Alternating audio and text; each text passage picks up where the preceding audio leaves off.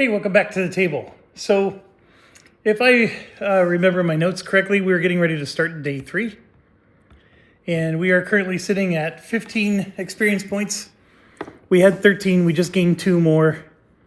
We gained 3 more, in fact. We're at 16 because of this quest gave us 1.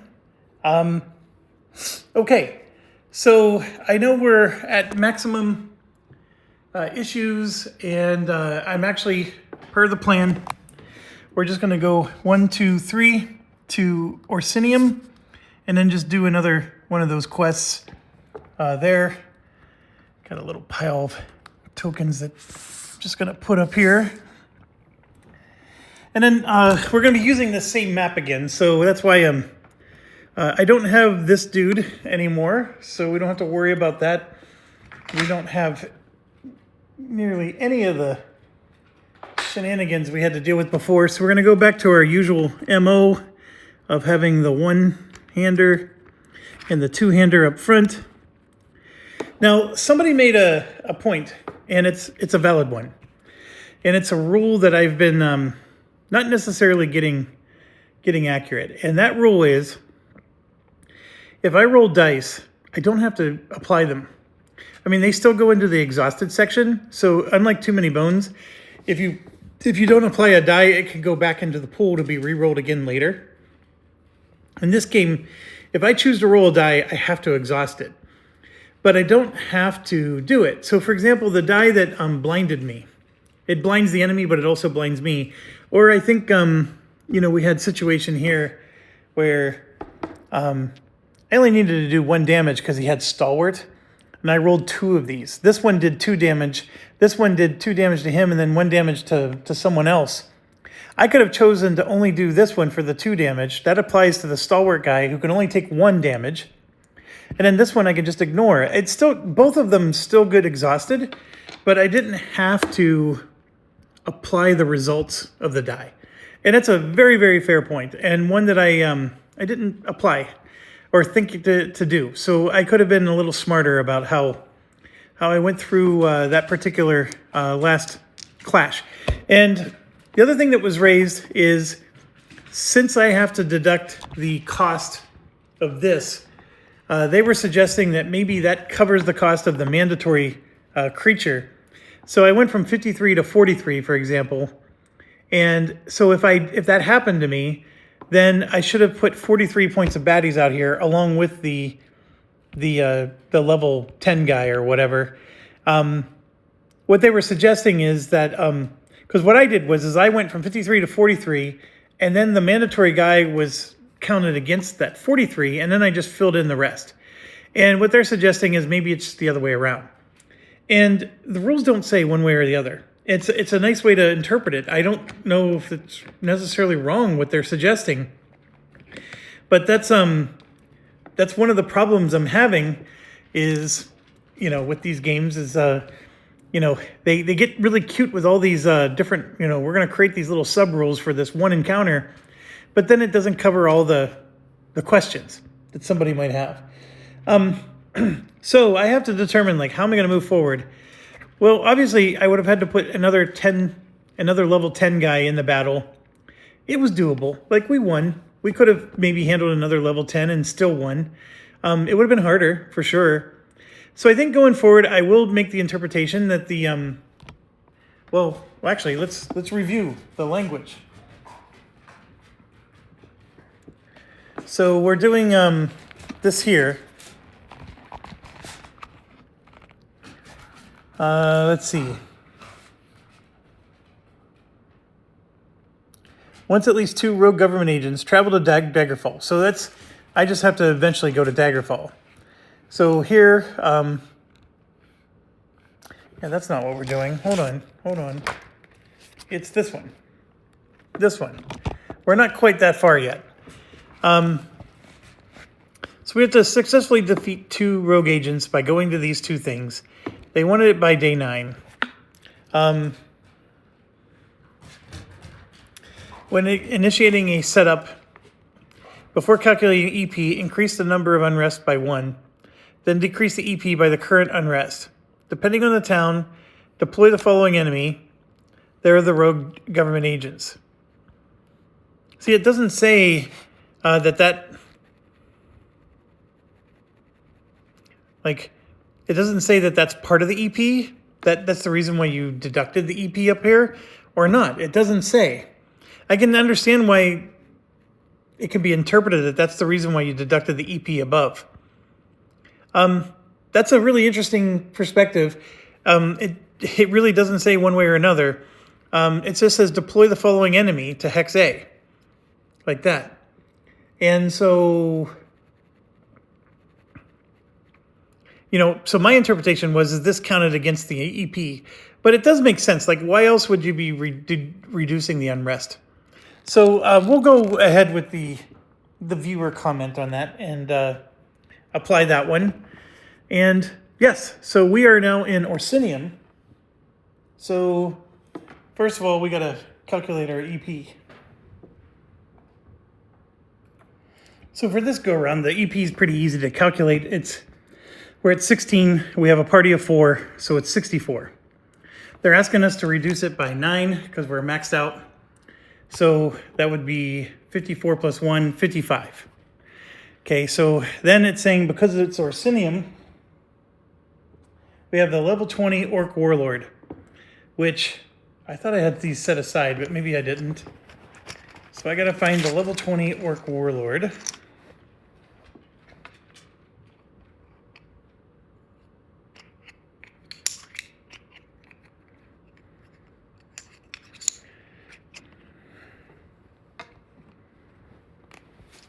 I wish there was an easier way, to be honest.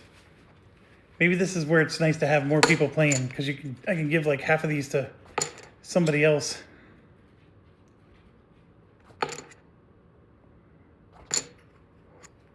And you know darn well it's only one single chip in this whole bag.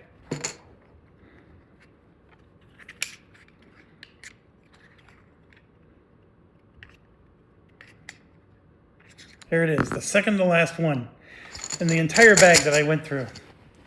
Okay, so it's telling us to put him in no matter what. And he has 7 health. And he's got aggressive and intimidate. Aggressive means he's going to re-roll his misses. I don't remember what intimidate is. We'll have to look that up. And then there's one of those there. And then I think it's here and here. Let me check. Here and there. Okay, so if we're at 54 and that guy doesn't count against it, because normally I would have reduced 20 from 54, we got to keep going. So here's a 20.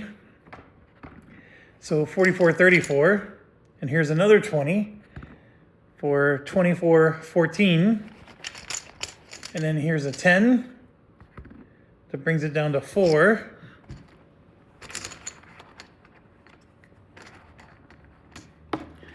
And then 1, 2, 3, 4. That's a lot of creatures for us to be battling here. So first up is this one. Well, and let's talk about the other one. What was the intimidate? Intimidate. After the units engage, apply a fear status die to this unit's target. If they already have a fear status die, remove it instead.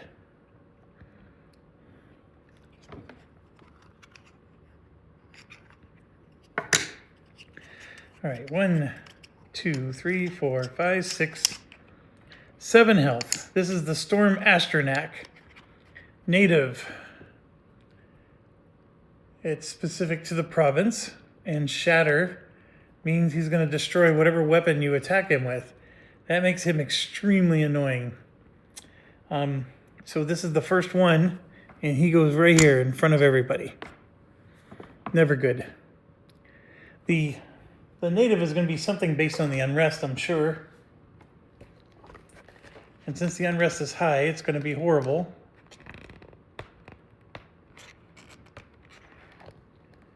After this unit's defeated, all allied units heal. So he's going to heal anybody. Okay, next one has 9 health. Jeez Louise. 1, 2, 3, 4, 5, 6, 7, 8, 9. And his location is there. And he has Disrupt, Maim, and Rot. That is a horrible one, especially with the Maim. He's a melee guy. This one has a range of 5. This one, 7 health.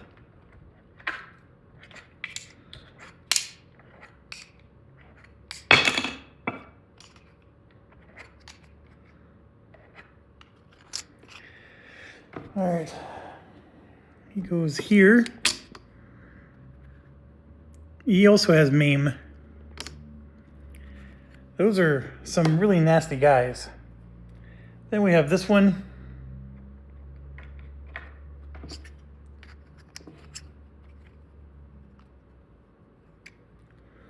Goes here. And then this one.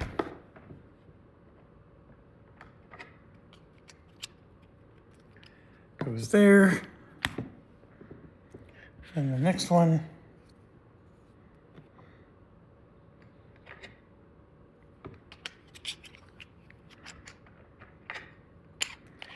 This is a zombie. Goes there.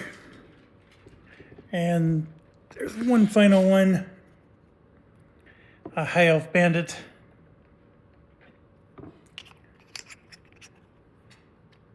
It goes there. That is a nasty, nasty group of people.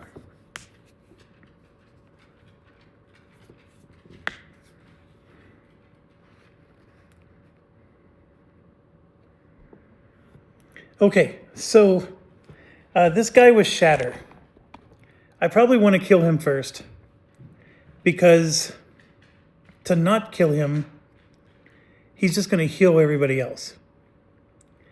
The thing is he's going to destroy a weapon. Now, I have this one, which I really love, that ignores 1 defense on my target. I don't want that to get destroyed. But I do have this one that says, gain an over fatigue to add 3 enemy combat dice to this engage. And what I can do is I can overtax it. Since it's going to get destroyed anyways with his Shatter ability, I can perform the above effect without gaining the over fatigue. So I just add, I am going to lose the weapon, but I could sacrifice it to kill him. And with his range of 5 attack, he's nasty. And he rolls 4 dice, combat dice. He just does massive damage. This one also has a range attack, and I'd love to get him out too. This one is hand-to-hand, so maybe a little more manageable. Range. The range guys are the bigger threat, especially when they roll a lot of dice. This one rolls 4, that one rolls 4. And to get close enough to him, I'm going to be close enough for them. And that's why I need to maybe blind them or do something that's going to slow them down. And I do think I have options. It's just, I got to be careful. And I need some luck to go my way. Now, the other thing I can do is I can kill this guy. Like if I put a Bane on him, which again requires some luck, he can dwindle on his own. And if we have him blinded and enough stuff's done to him, then he can't attack us. That's the only way we're going to survive somebody rolling 4 dice like that for that many rounds for a Bane to kill him. And that's the only way I can kill him without losing a weapon. Now, I do have these 2 weapons, like I said, and whether I attack with the weapon or not, I lose a weapon, because that's how Shatter works. It's just they're going to have to discard a weapon even if it's not used. Let me look again. Each turn, the first time this unit is engaged by an adventurer who is not overtaxing, that adventurer must discard a weapon from his ready slot after the engage. So the only other thing we can do is we can take the weapons out of our ready slot, put them in our backpack. So that way we don't lose a weapon. And so this guy right here has only 1 item in his backpack. That's this one, which is also a weapon. I could actually put this in my ready slot and just lose this weapon, because this is a weapon we don't have equipped. It's just in his backpack. Now that would mean that I would have to put one of these in my backpack, which I could put the tongue bracers in. This is one that after I'm engaged, I deal 1 damage to the enemy, and it ignores 2 defense. That's not a horrible item. But what I could do is I can just lose this item. And remember, it's the first time. And after that, he doesn't shatter anymore. Because it says each turn, the first time this unit is engaged. So I engage him once, beat the snot out of him, lose this item, and then I can engage him again and again, and then I can use my items just fine. And I won't lose any more. So my idea is I want to use my 2-hander to murder, death, kill him. And yeah, I think that's exactly what I want to do. And I can swap these 2 around for the start. So this one would be a 1, 2, 3, like this. And I'm going to engage this guy who has 3 defense. First of all, I have a cooldown of 3. And you can see I have a lot of dice that's going to get blocked up here. But I'm going to engage him with 3 dice like this.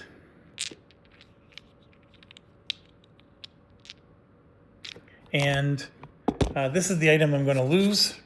So I'm just going to go ahead and discard that now. And it doesn't have to be the one you use. So I'm going to ignore 1 defense on his target. I could have added 3 enemy combat dice to the engage, which that's pretty cool too, but I don't want to get the over fatigue this early in the battle. So I'm just going to ignore the 1 defense on the target. And here we go. We got ourselves some nice stuff going on here. So let's figure this out. And his special ability, there's nothing here. He has 1 tenacity, which would let him deal damage to a beast that's in sight. I'm looking to see if there's any beast in sight. There is 1. He could have done a damage to the mud crab. He would have to spend a tenacity to do that. I will go ahead and do that. So he spent his 1 tenacity. He does 1 damage to this mud crab. And they just have to be in sight. They do not have to be in range.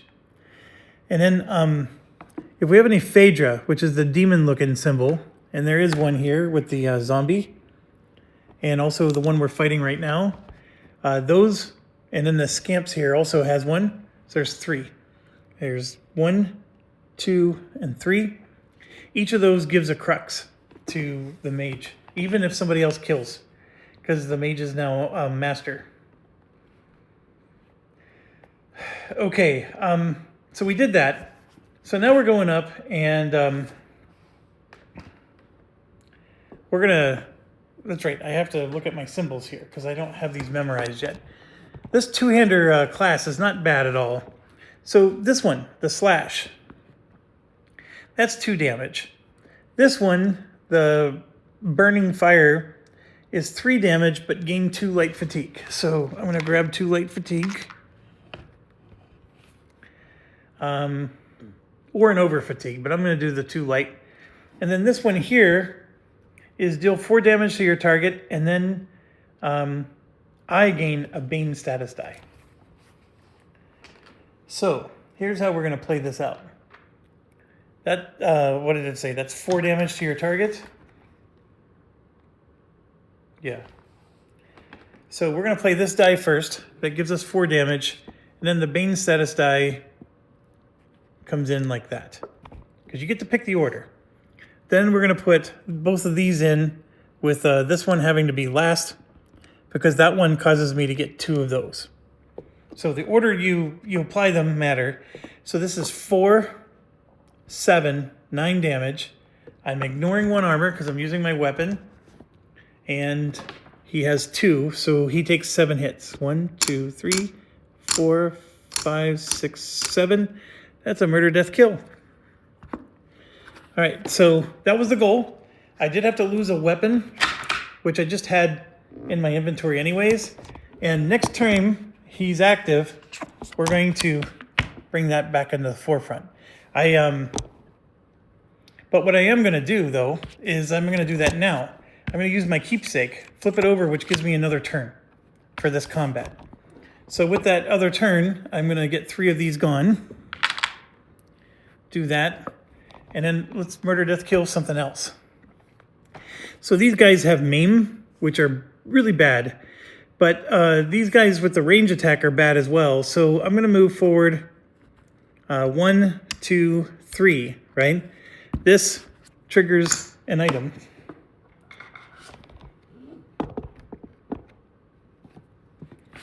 And that 3, by the way, I'm going to finish here instead. I want to be far away from the zombie. So, oh, I'm sorry, I wasn't supposed to look at this yet. 4, 5, 5. There's a 5. There's a 5. And then I got to take another light fatigue. So we get this item, the Druidic Knucklebones.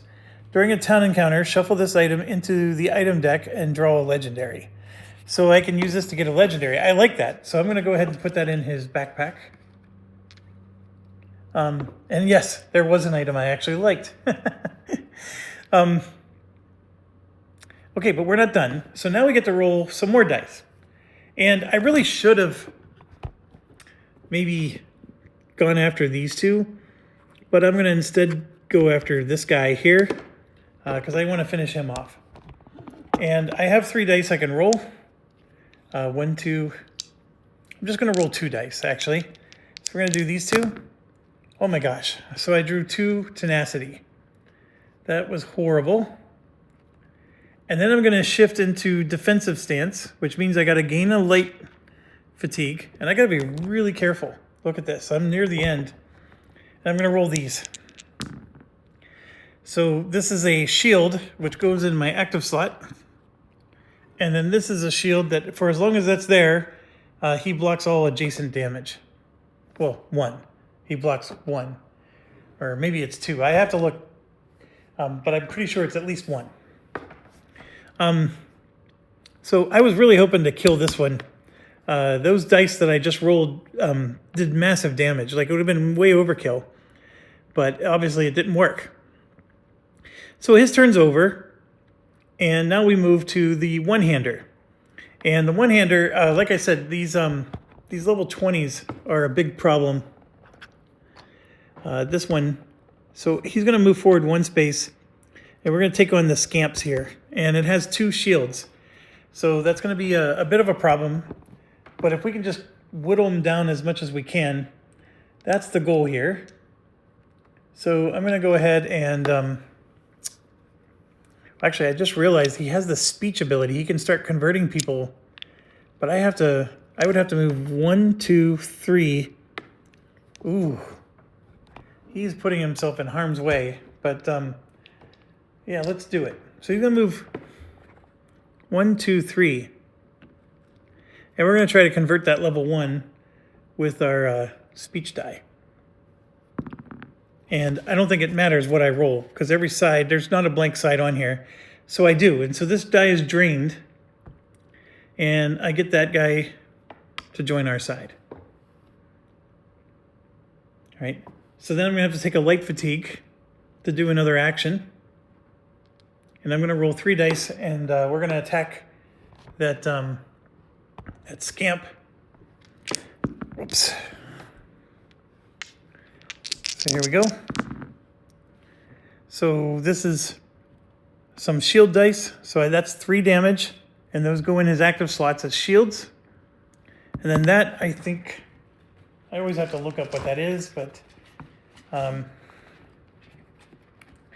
exhaust any number of shield discipline from your active slots and deal 3 damage for each die exhausted this way.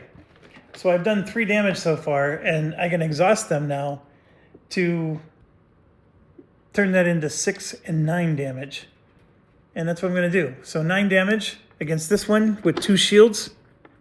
He has 7 health, so this one is dead. So straight up killed somebody, 1 go. Now my concern is I have no shields at the moment. And I'm going to go ahead and take another light fatigue. I'm going to go again. And this time I'm going to roll that die there. And let me make sure that that's worth doing. Because I'm going after the other guy with maim here. This is called shield charge. So I can either recover any number of shield dice from my active slot or cooldown track. Yeah, we definitely want to do this. So I'm looking at my weapons and seeing like what weapons can I roll here.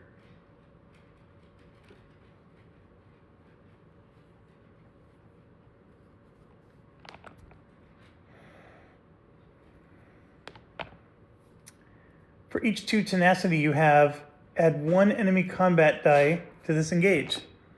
So I'm going to do that. I have 5 tenacity. And then do I want to use my special ability? I do. I'm going to use my Nord ability. Once per battle, when performing an engage in either of those things, add 1 enemy combat die to your engage plus an additional die for every 1 in my inventory. So that means I'm adding 5 more. So here's 4 of the 5. And I'm actually out of dice, so I'm going to have to re-roll one of those after I'm done. But I am going to do massive damage to this guy who can maim us. So that's why I got to look up his skills here. Disrupt. That only happens if he determines a target. And then Rot. Rot was... I'm going to gain an over fatigue after I defeat him. The other one, we're okay. There was nothing on his. All right, so the Rot sort of sucks, but we got to kill this guy. So here we go. So this symbol there, that is the deal 1 damage to your target for each 1 hand and shield skill dice you have trained. So I have 1, 2, 3, 4 trained. So that's 4 damage. This is 5, 6, 7, 8, 9, 10, 11, 12. And remember, I get to roll 1 more. 13 damage. So 13 damage. He has 2 shields. And that means 11 net. And he has 9 health. So we just killed him all in one go as well. And you got to be aggressive like this, folks. That's the only way you survive stuff like this. So that does give us an over fatigue per the rules. And then I'm going to switch him into defensive stance. And we're going to roll 3 of these dice to defend. And I got 3 shields. So that'll hopefully keep him from being murder, death, killed. And doing that gave me a light fatigue. So his Q looks like this. All right. Going all in, folks. I have to. So now it's the mage's turn. So the mage, we're going to go 1, 2, 3, like so. She has a range of 4. So 1, 2, 3. She can hit anybody. And we're going to go after the level 20 guy right here.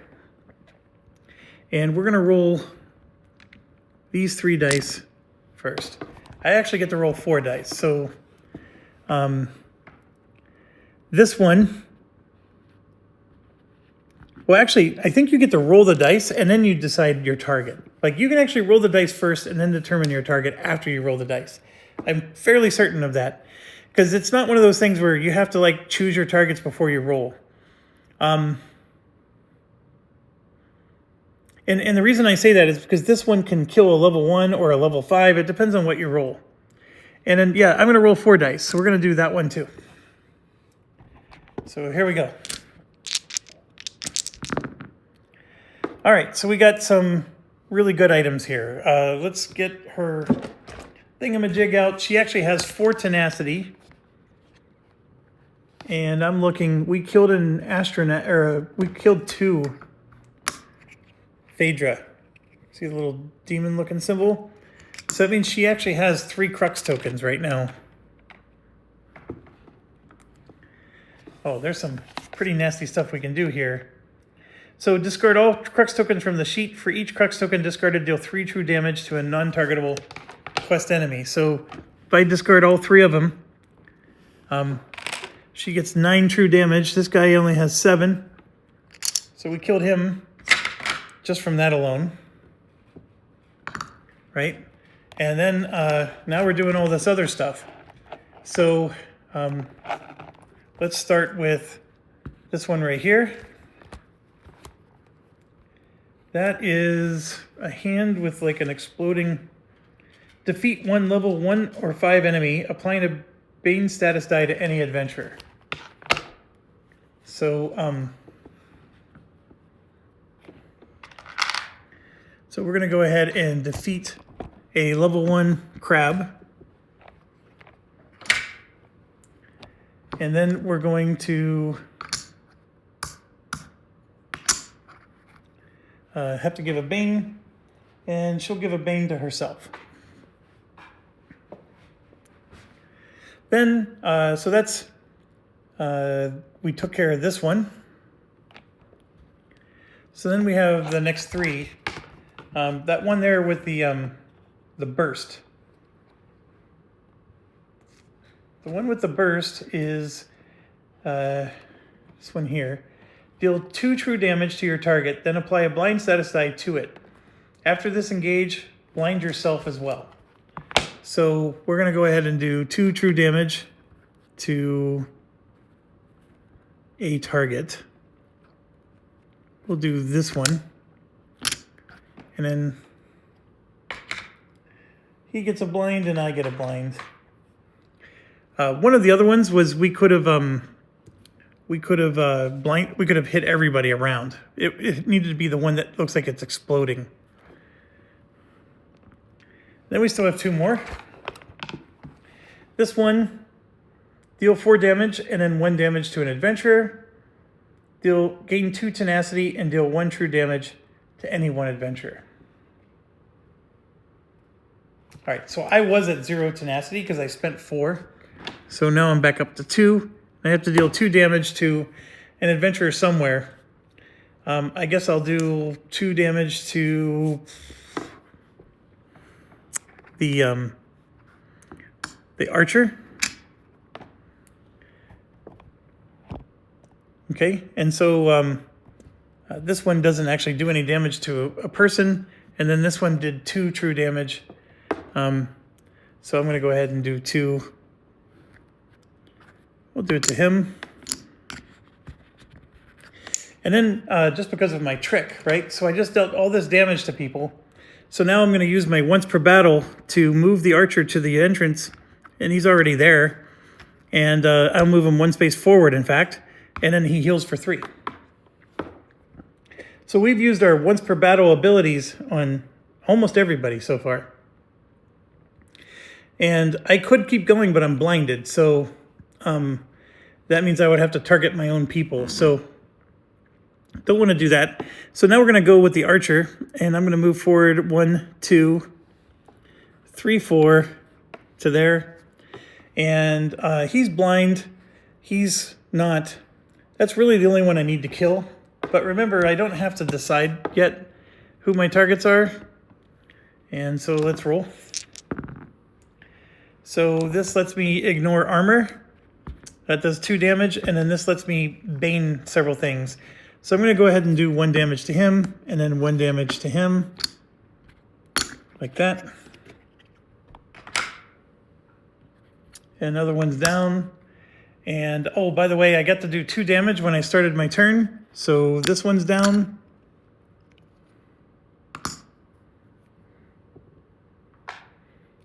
To anybody in sight, that's his ability. So, and then this, I get to roll, if I roll a 7 or better, I can bane that guy. I rolled a 9. So, this guy has bane on him. And then my turn is over.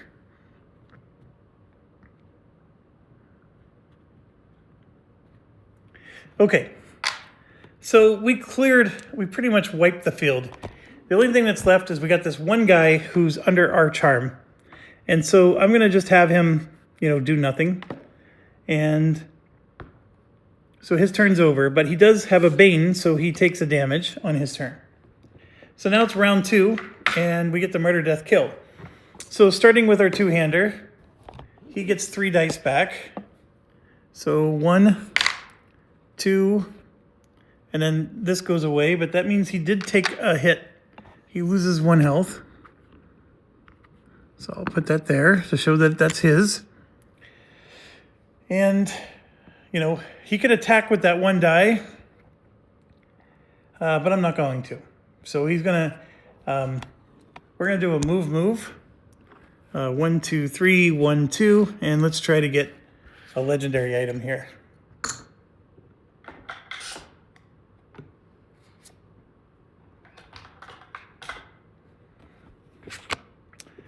All right, so we got to get a 2 first. And there's our 2, right? So we unlocked it, and now we have 3 rolls to get a 6, 2, 6. I'm gonna roll again. There's a 6. So I need 1 light fatigue to make that a 2, and 2 to make that a 6. So I need 3 light fatigue. That's a lot. And I'm precariously full. But I will do it. And then we flip this over, and we got, when resolving your recovery step, he can spend 2 tenacity to recover 1 additional die for each item in each legendary item in your ready slots. It's not horrible. I only have 1 legendary item in my ready slot. But yeah, it's not horrible. I've seen worse. Okay, so his turn's over. Now we got the one-hander who only refreshes 2. So we get 1 back, 1 die back. I'm going to charm him again, and I don't think it matters what I roll because that succeeded. So he's not going to damage us. And then I'm just going to recover some dice, and that's it. So then we get to here, and she's going to take 1 true damage because she has Bane. And then her Bane goes away, plus she gets 1 of her dice back. So she could do something. She is just going to do a move, and we're going to get this item with her. So with the regular item, 2, 3, 5. Oh my gosh, that's a 2, 3, 5. That's fantastic. So we get that, and it's a Pebble Pal. You can place a hit point chip on him to deal 1 damage to an enemy in sight. Once there's 5, he's dead. Well, that's a pretty worthless item, so we're just going to put that in her backpack. And her turn's over. So then we have this guy who recovers 3. 2 plus 1. And then I'm going to go ahead and attack the archer. I mean, he's going to die anyways, but we're going to go ahead and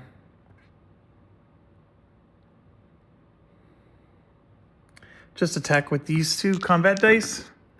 So that's 3 damage, and that's enough to kill him. So we put him out of his misery. And that's a win. I think we did pretty well. Would have been nice to maybe have another round to recover some dice, but that wasn't bad. Okay, so we got to do some cleanup here. Get some of these status dice out of the way, because those go back into the pile. All right, so we win the battle, so we get 2 experience points for this. And then we're going to get a 3rd, which I'm going to do now, because I am going to get the level 4 die for whoever's missing it, and then that'll give us the 3rd one. So we're just going to do that now. So this guy has 2. This is 1, and then he has 2 more. I'm just going to lay it down over top of it. So he's actually at 5. This one is at 3, and this one also at 3. Okay, so I think the guy who needs the level 4 die is this one. And in order to get the level 4 die, he needs to spend 3 experience points. So if he does, he'll have 2 left. And that was the plan.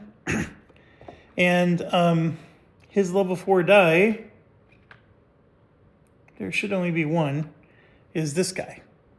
So he has his level 4 die now, and that means that everybody else, or that means we finished this this Bard Harder quest. Because complete the quest. Each adventurer may gain 5 tenacity, gain 1 experience during the day's reward phase. So why would I not gain 5 tenacity? I will do that with everybody. So they're all up to 5.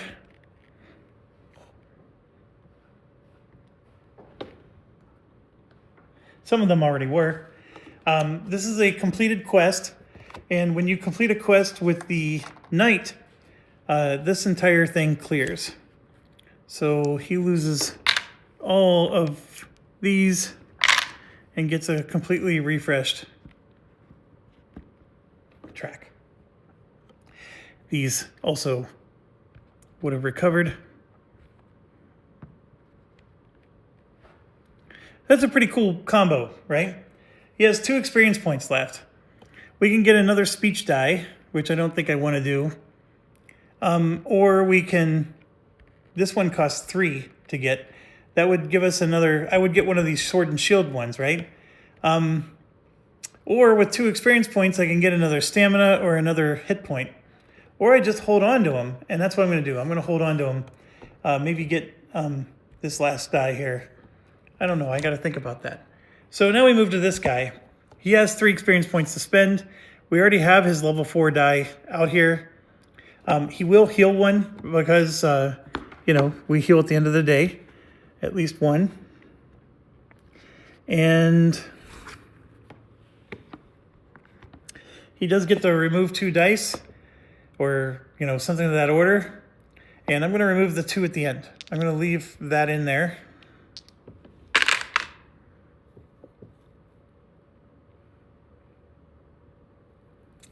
We already have a cooldown of 3. I would need 4 experience points to do a cooldown of 4. I need 2 experience points to get another health. So I'm going to do exactly that. We're going to grab another health for him.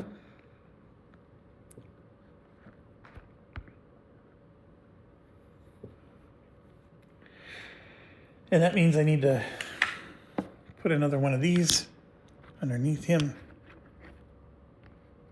Perfecto. And his card refreshes as well for his medallion. So, could be worse. So he has 1 experience left over. We go to her. She's going to recover 2. She has 3 experience points. We can get her another arcane die. We can get her another health. We can go for another one of those arcana ones, which I'm sort of liking. I like those a lot, actually. Another destruction staff die is what I meant to say. Those aren't bad either. So the next level, Arcana Illusion die is what it's called. It's level 3. We can place the die on a targetable non-quest enemy. The next time that enemy would engage, it skips. Then exhaust this die and apply a daze status to the enemy. So that's another good... I love it because it prevents the enemy from doing, if it's a maim.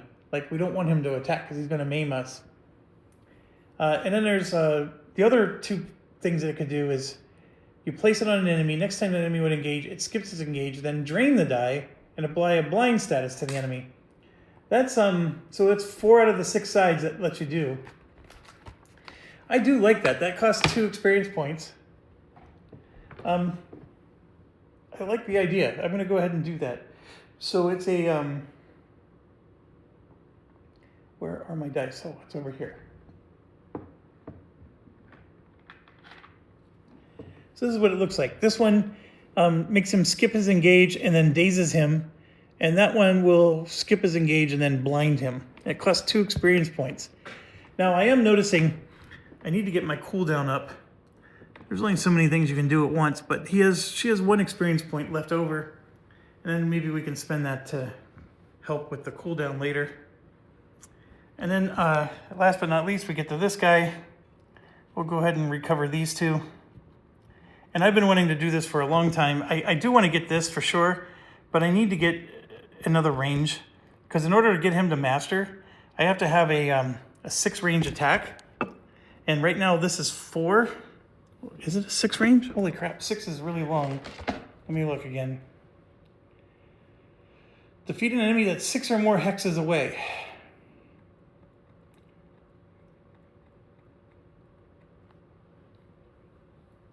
I can only increase my range by 1 with some tenacity. Yeah, that's a tall order. So I need to get another. This would get me to at least to have a 4 range, and then my tenacity can make it 5. I need another one here, and then a tenacity to get 6. That's really, really tough.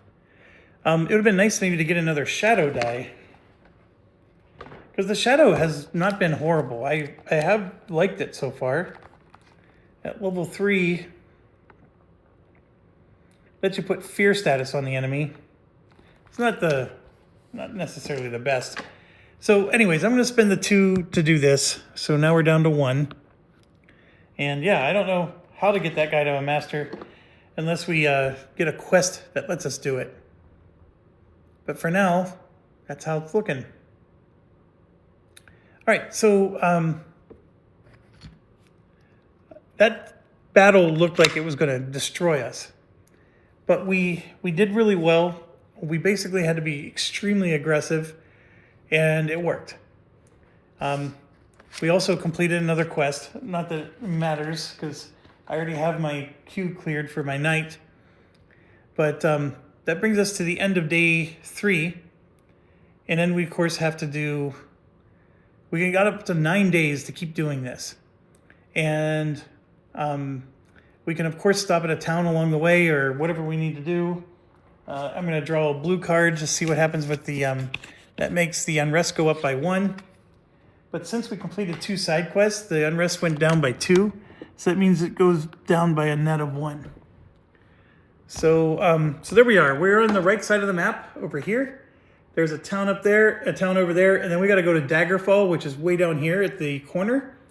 So if we do this town last, we'll be right next to Daggerfall, and that's how we would finish the first part of the quest. They gave us 9 days to do all this. We are going to be starting day 4. So with that said, I am going to wrap, and we're going to do that in the next video. So thanks for watching, and stay awesome.